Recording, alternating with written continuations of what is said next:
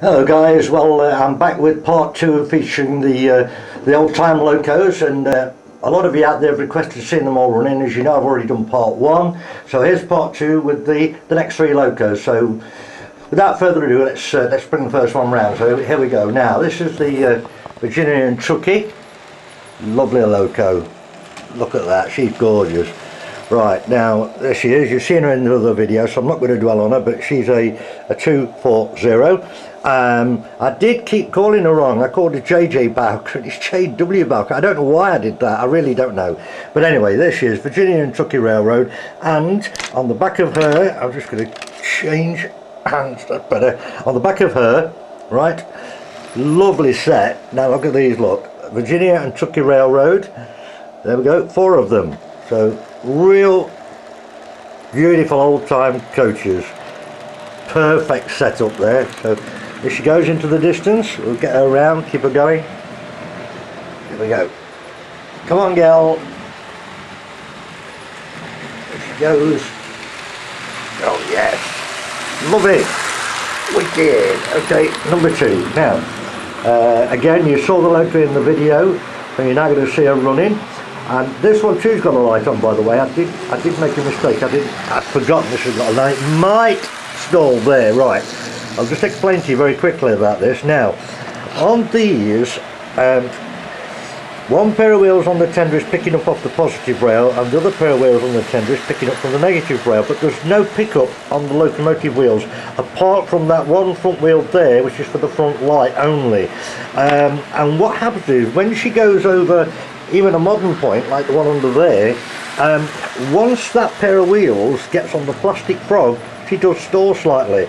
So I'm going to look into try and add in a wire into this so I can try and get some pickup off the loco as well. But as long as she's going into reasonable speed, she does go over it. But yep, a great old time coach there, and then a lot more of matching old time freight wagons and a typical bobber caboose on the back. So yeah, lovely, nice looking set.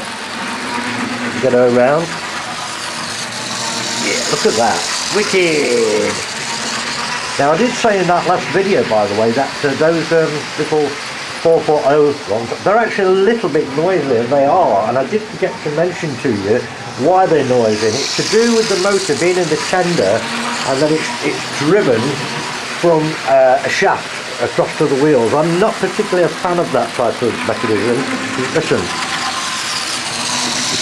you can hear it, that's what they do. But it's no big deal, she's been oiled, I've got proper plastic grease on the plastic cogs, but anyway, she's running. Right, so come on, back over here. Whoa, yes. Right, last one up then. There we go, last one of the 6 for now. Now this is Casey Jones, which you saw again in the other video, but not running.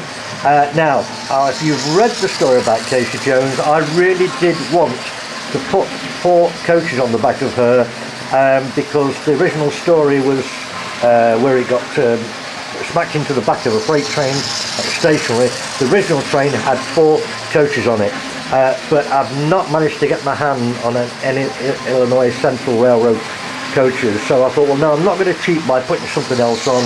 We're just going to literally put some freight on her and get her moving around. So that's what I've done. So there we go. So I featured a few of those items in previous videos, and the thing is, I've got like lots and lots of freight. I mean, I've got tons of freight, continental freight stuff, but the problem is, when you're running these old time locomotives, if you don't use the right sort of size freight or passenger cars, it doesn't look right. And I'll explain that to you in a minute. We'll just get a couple of shots of them going round. Yeah, that's cute. That one is cute. So that's, well, yeah, Virginia Trukee there, Casey Jones there, and of course Union Pacific's very famous 119 here. Go for it, gal, go for it. Hey, brilliant. I love it. I love it. Get up and over here. Yes. So there we go, guys. That's the second lot of 3. So you've seen 6 of them all running now. Wicked. Yeah, perfect. Yeah, that's nice. Absolutely brilliant. Okay, well, what I'm going to do now is I'm going to go for a couple of other different videos coming up next.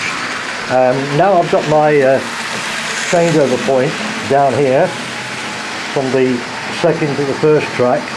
I'm going to do a video with some shunting in, which I've never done before, so that will give me the opportunity to do that now. So yeah, and then eventually I will be running the Malay and the little the KP Loco and the Dewitt Clinton as 3 locos in another one of these videos. So I know you want to see the Mallet and the Cape Head running as well. So there we go. That's the second lot of 3, all different again. Hope you enjoyed it. And as always, thumbs up's always appreciated. And yeah, we'll just bring them to a halt over at the front, I think. Right, who's coming round first? Oh, we'll go for this. Right, we'll go for that. Okay, Virginia Trukee, J.W.Bowker, get it right this time. Alright, cool. We'll get the Casey Jones this time round. There we go.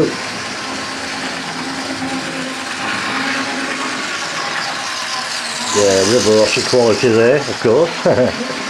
And then we'll get the Union Pacific 119 on the last round, time round as well.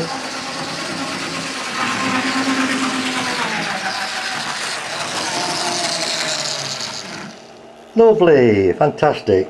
Yeah, well, that's just what I was saying to you. I've got so much Continental freight stock, but you're limited to what you can put on. Let me stand up and I'll show you what I mean. You're limited to what you can put on when you run these old time locos, and the reason is this. Look at it from this point of view, right? We take a loco like the IVAT there, okay, and then you look at the Stephenson's Rocket, which looks really small at the side of the IVAT, obviously, but they're both true to scale. So the same thing applies with these old, these old locos like that. When you've got something like that, you need to have the right scale coaches or wagons, whichever it may be, on them. If I get here, just grab this wagon, come back in here. Now, if you look at the size of that wagon there, and then you look at that as a modern comparison, that's an HO scale, wagon, but it looks much bigger than that, and the reason is because the old time stuff was always looked smaller, though it was still true to scale. So there you go. Anyway, I'll call it a day, and I'll do another video when I can. So see you all. Thanks for watching. Toodaloos.